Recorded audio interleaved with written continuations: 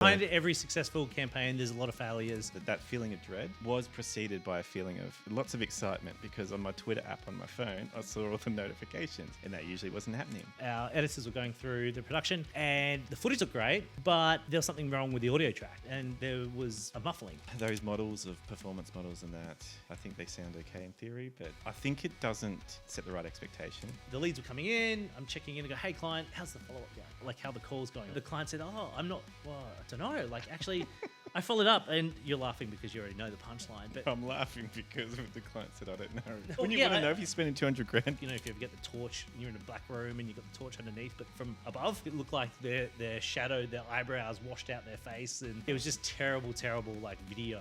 And I think that's the thing with production, right, is there's so many points of failure that this falls over and everything falls over. Would you do it differently? Yeah, I wouldn't do it. I wouldn't do it. Okay.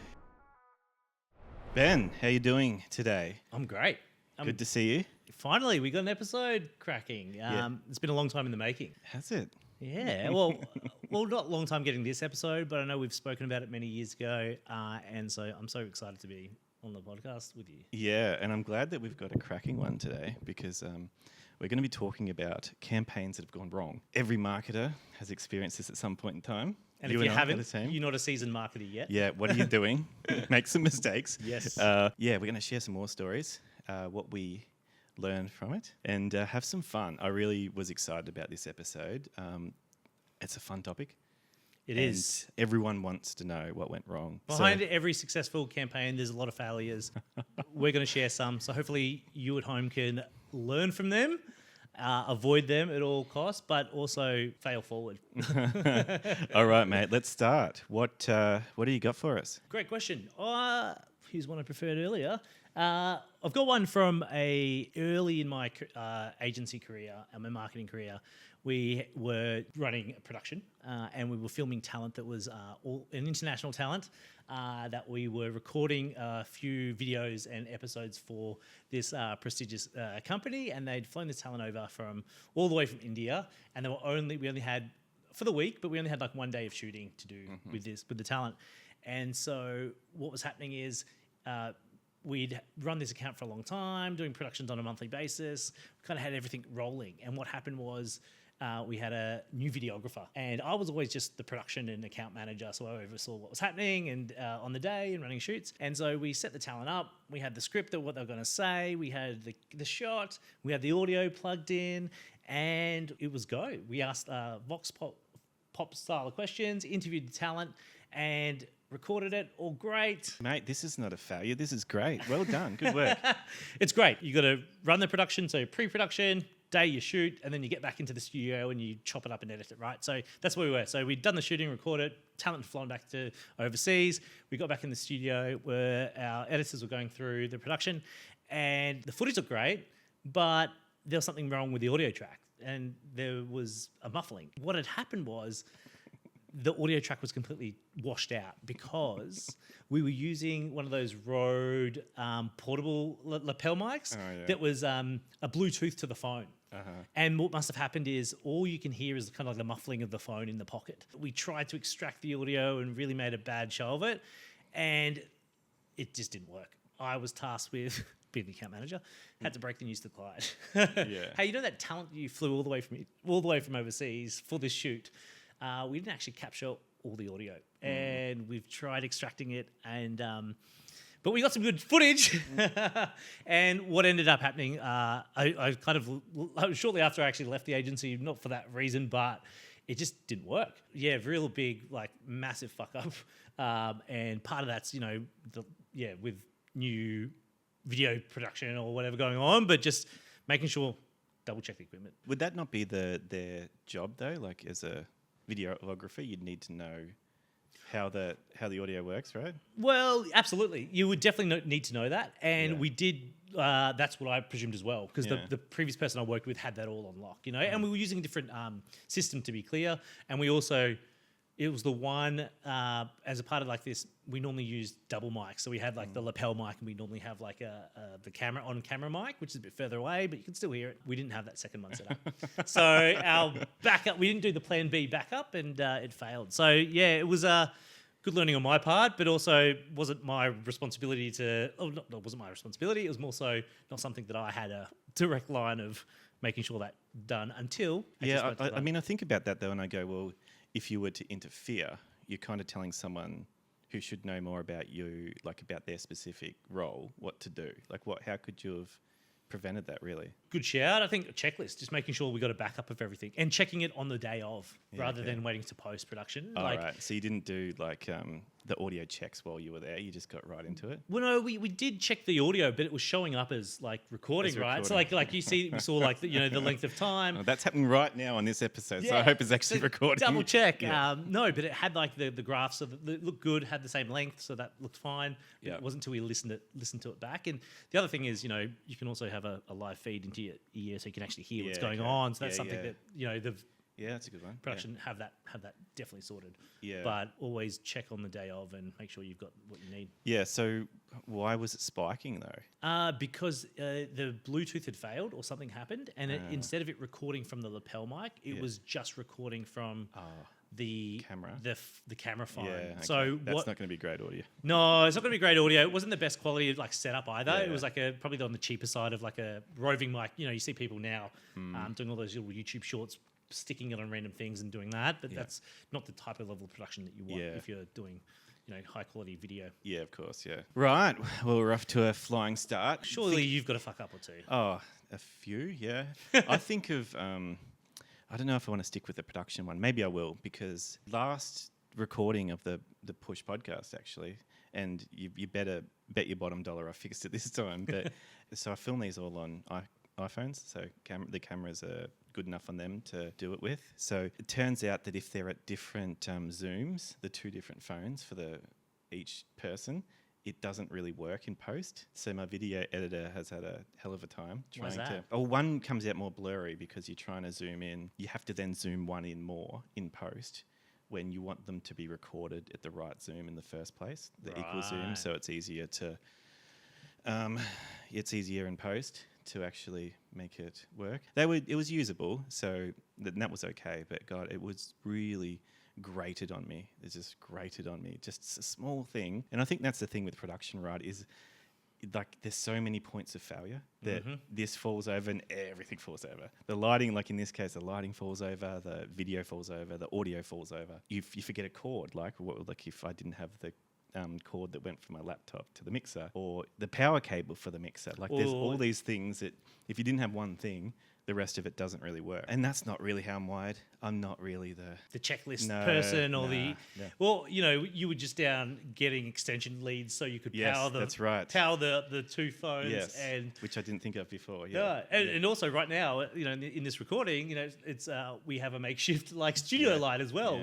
Thanks to so MacGyvering a few things when you need to. But did you find that that camera quality was terrible, or like how? No, it wasn't terrible. It's just one was a bit grainier, and a lot of people say, "Oh, I can't really tell," but I could tell. When you're trying to really produce something of great quality, it's just grates against the system. Was that the last episode? Because I think I noticed that in the. Yeah. No, I'm just kidding. It was. I haven't actually seen it yet. So Thanks for being nice. But I won't have zoomed incorrectly this time. Put it that way. So no, definitely. You won't be coming out grainy, mate. Great. That's it's like those zoom filters where you kind of like you can blur or enhance your audio or video rather. Yeah. Well, we couldn't get it to where we wanted it. But anyway, we got a few production. Yeah, I guess on the theme of production, another one is that I've got, and we've got downlights here, and just kind of bringing a bit of PTSD, which is why we've set up. Sorry about that. Yeah, wasn't my intention. Not for me because I wasn't the talent at the time, but zoom back all those years when I was doing production we're doing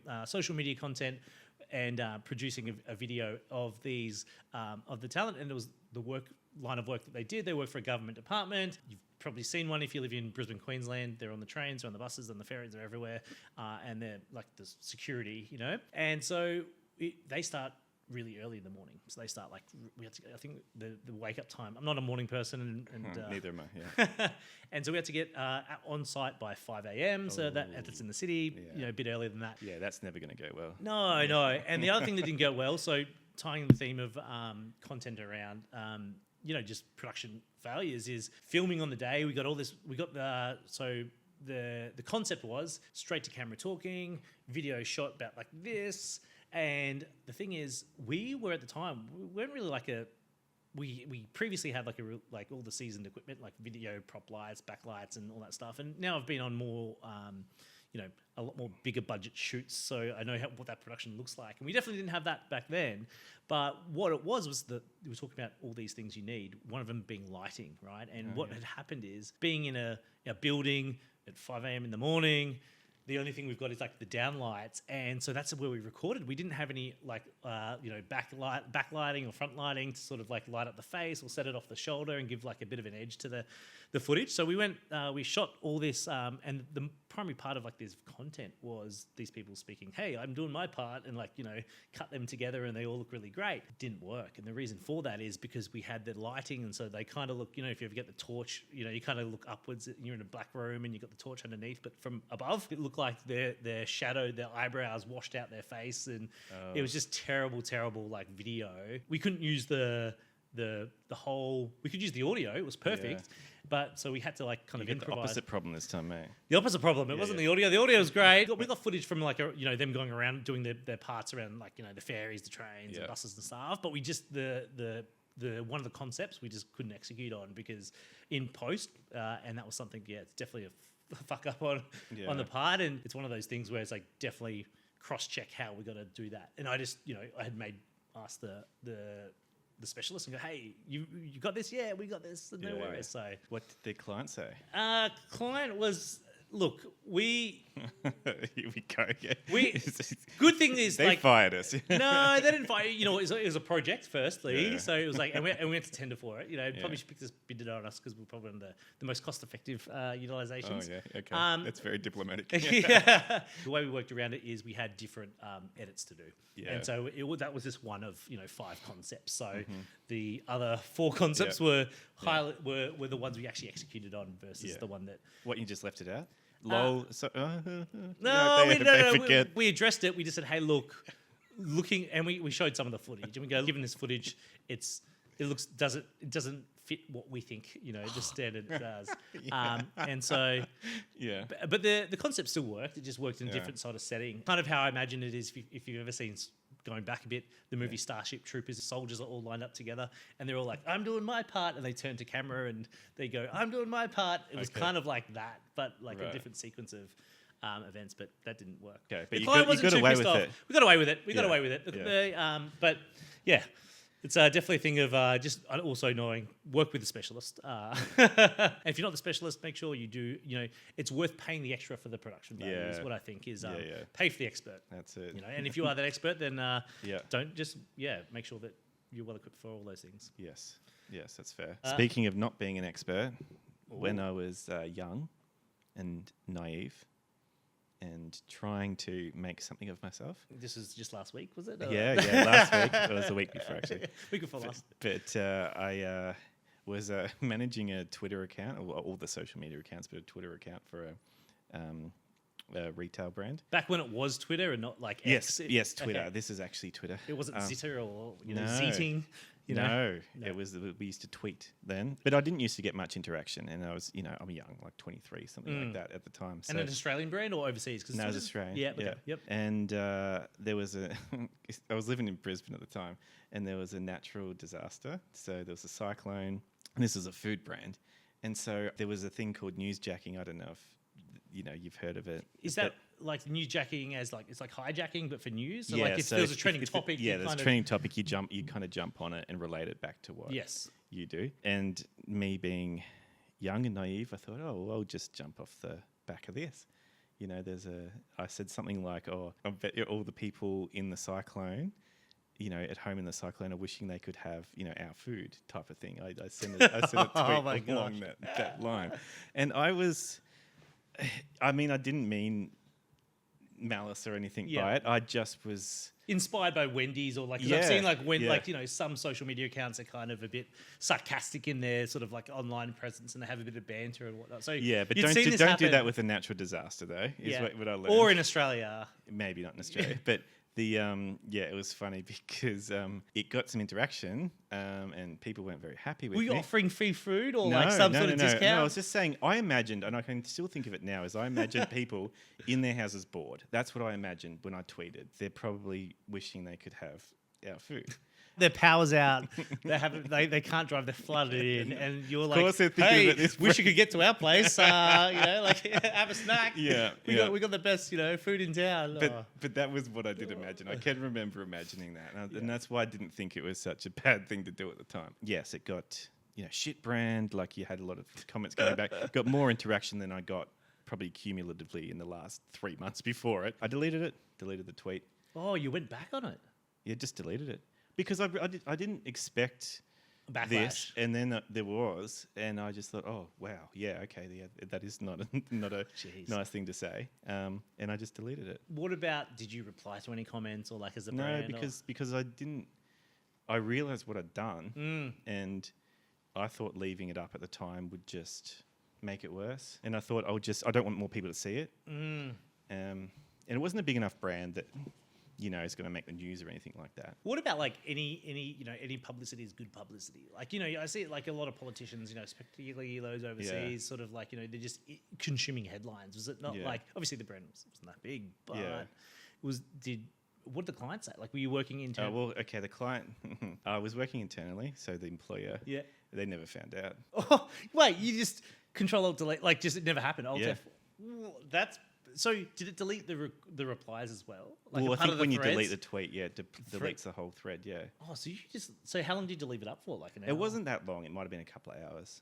Right. Because, then I saw the interaction coming and like through. how and many? I jump on. Like, maybe it wasn't a heap, maybe 5 to 10. Okay. You comments. It's still, didn't get a huge amount of impressions or anything, but it certainly got the wrong. What were people saying? Like they were just like absolutely like this is disgusting.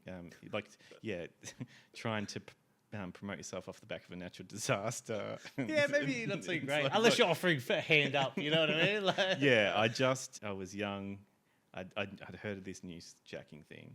I imagined people bored in their homes was what I thought of, and they were.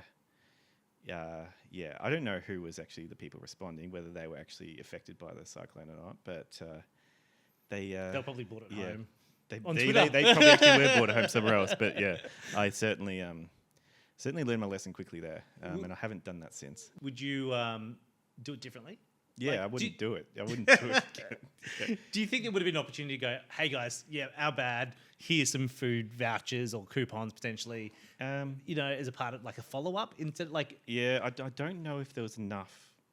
It wasn't at that level where that would have probably made sense. Okay. And probably at the time, I'm just like, I want this to go away. Did you feel like that dread? Yes, like that, that's exactly what I felt. That existential dread. Something goes wrong, and those moments I shared earlier where it's like, I've got to call the client now and explain this, or at least you had the option to like just delete it, and it never happened. Yeah. Like you just had a clear history, boom. Yeah, we're good, and you're home on the home. No one knows who like Karen24, replied or whatever. So no one ever found out. That's pretty good. No, until now. Well, food brand, it's anonymized. So it's I think we're in the clear here. Yeah, I wouldn't do that again, and I haven't done that again. But that feeling of dread was preceded by a feeling of lots of excitement because on my Twitter app on my phone, I saw all the notifications, and that usually wasn't happening. And I didn't know how to get attention and how to do things back then. Like you're just starting out. But so it was excitement very much followed by dread. It's definitely something like a lot of brands do now is like the news jacking. I've seen it like, I mentioned Wendy's and like, kind of having interactions and banter. Done right, I think it can be really powerful tool and just around trending topics and like even seeing who had it really like, it was years ago, but Mr. Rentals had a really good agency managing their socials. So Mr. Rentals in Australia is like a rental, you can rent any appliance situation. Never works out financially good unless you can't afford products. But they had this guy who was like kind of like the Ajax or the Homer Simpson. Do you know that episode of The Simpsons where Homer Simpson's like he's on a cleaning product in Japan? He's like Mr. Sheen. I don't watch The Simpsons. For those who don't watch The Simpsons, Homer Simpson, the father of Bart and Lisa. I do know that Yes, much. and Yeah. he looks very similar to like the Mr. Sheen or on in Japan and his cleaning product. And I say that because Mr. Rental, the company, had made this social media page, and everyone would he'd interact like he's Mr. Rental, like the Mr. Rental would interact with all the posts, respond to every comment like in some funny, and it was just really done well. And like in the news jacking and like popular events would happen and it would be done in a right way. But I imagine in that situation, my mind goes straight to the money though, about who would pay to have someone put that much effort into that type of thing. It was back when organic posts were like the way to do it. Like you'd still have paid ads, obviously, but the paid ads were boosted or got seen more when you had interaction. If you're running ads, it would pay to respond to the comments as well, and have that funny brand. And the website was done in a way that it really made sense for the brand. Okay. But yeah, to your point, it's like I've been on teams where we didn't have AI or didn't have like bots, and we were running a off-brand Instagram account for a large Australian retailer, and we were growing this offhand like on community on Instagram, and we would be there following hashtags and liking and commenting posts, and if they tagged us with the share, we would share their photo because it was a big community one. But like literally manually, you're talking about the cost of someone manually doing that. Our team would do that, and we'd have a spreadsheet and we have the hashtags we'd follow, and we go, this is how many likes on this hashtag we actually did over this and tracked it. Like none of this automation or stuff like that. But that was they paid us to do that, and the off-brand account worked really well. Like you have to make, but there was a I don't know what it'd be worth now. Probably not much in terms of likes. How the world's changed. Definitely. How social media's changed. Anyway. Oh, so much. Well, more fuck ups, I suppose. Yeah. Hit me. One that comes to mind is just really making sure that everything in the piece of that, in the piece of the marketing funnel is taken care of, or how it's going to be managed, right? Like you mentioned earlier about like, isn't the videographer's thing to know the audio? Well, in a higher end production, not necessarily, but definitely yes, in a smaller end production. And this is a case where we were working with a large organization running lead generation ads for international customers. It's a very lucrative market for them. It's probably like, a large industry. This is pre-COVID as well. What we had done was this was a local company here in Brisbane, and we were running a landing page. So we created a landing page, and what they needed from the customer, we were running Facebook ads. What they needed from the customer was 15 points of like an opt-in form. Is like, we're trying to go least path of resistance for a market qualified lead, right? So what that qualification piece just on the landing page was 15 pieces of information, like first name, last name, well, where you grew up, what school, and all these criteria. So you can imagine it was a pretty considered opt-in. We had started running all these ads to these landing pages overseas because that's who we were trying to attract, and we got a lot of leads. Like it was over the space of the campaign, we probably spent just under $200,000, and at probably about just under 5,000 leads over that period of time. What we thought would happen was we get all these leads, the highly qualified leads, or pretty qualified leads. They've seen the ad, or they've seen multiple ads. They've filled in. They've spent time, maybe 10 minutes, filling in like a 15-point form. Hit submit. Right? Is someone would email them like, "Hey, Jack, thanks for sending over your details. How can we help you today?" Right? Or maybe someone would call. Right? And we did preface with the clients like, okay, what's happening post journey? And they're like, yep. So we have email automation, so some of that will go out, and we actually have a company that's across our whole business. They actually call each lead, right? In their and they follow up to verify the lead. We're like, fucking great. This is awesome. We're going, well, each lead is worth, if they end up finishing, it's probably like $100,000 or so per lead. So we're going, this is, if they convert 1% of these, we did the maths, and it was like, that's like, we're really profitable here. Like two leads in just full revenue would cover the cost of the ad spend alone, right? So what had happened was the leads were coming in, I'm checking in and go, hey client, how's the follow-up going?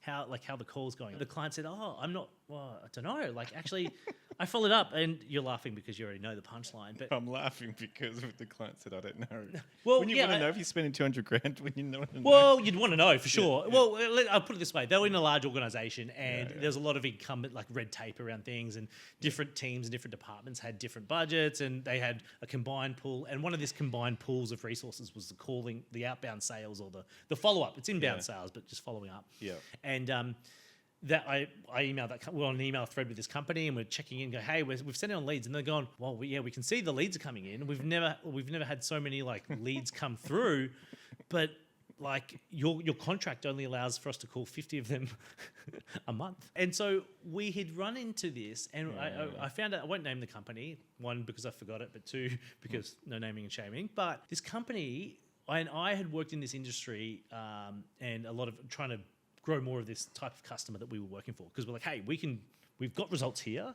Let's go replicate that in another state, in another country, or another verdict, non-compete from our current client. This one company that was all the automation follow-up and the automation call was rostered on, tended to every single one of these organizations. Wow. So you would have had the same problem everywhere. Same problem everywhere. Yeah, wow. Where what they do is they get in it at an organization level, and the department goes, hey, we want to get more customers for our department or our part here. And they put a cap or a stipulation around how many people they'll follow up with. And I was just like, I was blown away. So here's 5,000 leads, just under 5,000 leads. And you know what? And if you converted 40 of just 50 of them, and it's a very considered purchase, mind you, for this product as well. So just for context, normally it's like a family decision to send someone over to do the online training or the in-person training that they offer. And they called less than 50 of them. Wow. And it wasn't a fuck up on my part, and it wasn't a fuck up on the client's part, but it was just like institutional like fuckery that I would say around one. Kudos for them for having a clear scope, defined scope around that sort of like outbound or also deliverables. But if I was that company, I would fire them immediately. Or how do I increase that cap? I don't think it was set at the client's department level for them to be able to go, hey, we need to actually do this. But yeah, that was kind of mind-boggling to me that we were sending all this traffic, getting all these leads, and they would just sit there latent. Yeah. They'd send 2 emails, maybe call 50 of them. Yeah. Maybe not. Did you see anyone on the client side bothered by this? Because this is 5,000 leads versus 50 follow-ups. Yeah, they were internally very perturbed. Yeah. And I think they were trying to remove that red tape, but they were blocked by I think it wasn't out of their budget that paid for that. So they couldn't, it was like the organization, the bucket that it came out of wasn't their pocket. So it wasn't something they had to, maybe they had a ladder up to, but they were just like, well, we've got this contract. So, and that's just how every other company like us does it, like real sort of like not innovative, or not. Yeah. So, but just goes to show that like even at the top, like big orgs, like they're very, it's wouldn't happen today. They could be worse. Oh, they could be, yeah, absolutely. Yeah. So more slower and more set in their ways and more stubborn. But and that's something like I've found that too with like in a smaller business we ran lead gen ads for a accounting firm. Yeah, we had a lead magnet. So for those playing at home, if you're in marketing, if you're not, then lead magnet. How do you get someone to fill in their details? If you've ever filled in your details, phone number to get a discount or whatever, that's a lead magnet, right? So we created this really good quality lead magnet for business owners, and we had people opting in and signing up. And now the thing about this process is we were trialing as a agency. We were trialing, hey, let's pay for market qualified leads, right? So our performance is not determined on ad spend, it's determined on how many they convert. Now the challenge with this as an agency, a marketing agency, is you've got to rely on the sales team. Yes. And process of converting those leads, right? So it doesn't matter how good how good that opt-in is and how qualified, case in point just before, 15 pieces of information they've contributed. It's how do they convert that person? How timely are they? How responsive are they? The first email, first follow-up, and whatnot. Funnily enough, that they were getting all these leads for this accounting firm, but they didn't they followed up, but they never really converted it. Maybe it was a longer buying cycle. Maybe they weren't ready. Don't know their sales process. But yeah, we pretty shortly canned the performance model of conversions, of at least sales conversions anyway. Yeah. So to charging get for paid market for that. Yeah. Yeah, charging for marketing qualified leads. I think that's a different ball game. But funnily enough, when we finished up with them, it was really hard to get. We moved off the performance model, moved on to like a retainer model, and we had to get them onto the debt collectors, I think that's an accounting firm kind of trying to push their luck, Not so much a fuck up, but I remember having to organise a debt collector to to go pay on that one. Yeah, right. We've talked about a few times, on this podcast that, one of the frustrating things in marketing is that you'd be doing something and you might be influencing part of the buying process, but you'd be probably getting blamed for the whole buying, for the sales or revenue. Yeah. And you don't control all of it. And no one person does. But it's those models of performance models and that, I think they sound okay in theory, but I think it doesn't set the right expectation. Also, no, it doesn't set the right expectation with the buyer. It's like you do all the work. Typically in a retain, they pay the ad spend, or you have, if you're going to do the performance model, I would say you have it highly qualified traffic. As in you already know that they're qualified to a level, and they just pay for the lead, and what they do with it is up to them. Yes. Platforms like Bark, that do that, where you would. You as a professional, you freelance. pay for the contact details. Yeah, exactly. And that's what you're paying for, versus paying for the conversion of that, because you put the onus on them. Yes. But on that brand piece, you've done a lot of brand research, and I'm from digital and last click attribution versus brand, and Jack and I have worked together on a project where we were looking at, hey, what are customers saying about us? Customers who've bought the product that we worked with. What do they love about it? Where do they hear about us? And what did your research found that it was like 12 months prior that they had sort of started hearing about our brand, and it took them 12 months before they converted. Now, from a digital marketing perspective, I'm going, well, Facebook ads are working really well, or this is working really hard, but the conversation started a year before that. Yes, they were aware of the brand a year before. They started considering it then, and there was a lot of things that had to happen before they were going to purchase. Totally. But the Facebook ads or the Google ads are going to say click and purchase. Yay. Totally. But it's pretty common with a lot of the research I do that it goes back a lot further than you think. Yeah. Especially I've seen a lot of research on direct to consumer brand Chubbies. They were brand marketing, and the correlation between brand marketing and performance media at the same time. And when they dialed down the brand advertising, performance media actually performed worse. And when they dialed up the brand marketing, so just content that is just all about branding and recognition, or maybe a high performing tweet. When they did that in conjunction with performance was cheaper. And so definitely, we know that brand works, and it's how people feel about you, not just buy the thing now. Yeah, and are they already aware of you? And doing brand-related promotions are more likely to be remembered. Totally. If you buy now, it's not very memorable. I saw this accounting firm online, and they had an ad, and it said "buy now." Yeah. What? Best statements, 150. Get in the door. Great. That was what I was. No one goes and tells their friends about that. No. No one feels warm and fuzzy with that, and it's not memorable. No, you want the name of, I don't know. I think about that Mr. Rental, but how can you be the funny accountant, or how can you be memorable for do you have tax advice TikTok, or or whatever it is around that time. All right. Loved it. That's a great episode, mate. Thank you very much. You better check the audio after this as well to make sure there's no fuck-ups. Don't give me a heart attack. Where can people find you if they wanted to reach out and say good day? My name's Ben Reeves. You can find me at benreeves.co. So that's BenReeves.co. And LinkedIn. Ben Reeves on LinkedIn. Feel free to connect. Looking forward to it. Yeah, awesome. Well, thanks for being here, mate. Thank you.